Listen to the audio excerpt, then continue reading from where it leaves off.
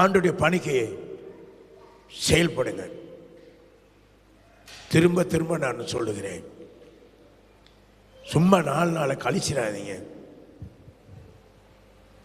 ஆத்மாக்களை கொண்டுட்டு வாங்க. அதனால இந்த நாளில் நீங்கள் புரிஞ்சு கொள்ள வேண்டிய இந்த விடயம் தான். நான் கடந்த கிழமை கூட சில காரியங்களை உங்களுக்கு போதித்தேன். நாம் வாழ்கிற நாட்டில் நம்ம எப்படி செல்வாக்க ஒன்று செலுத்தலாம், தானியேலை போல எப்படி செல்வாக்க செலுத்தலாம், கடவுளுக்காக நம்ம எப்படி நிற்கலாம், அதுக்கு நல்ல உதாரணம் தான் தானியேல் புத்தகம். சரியா?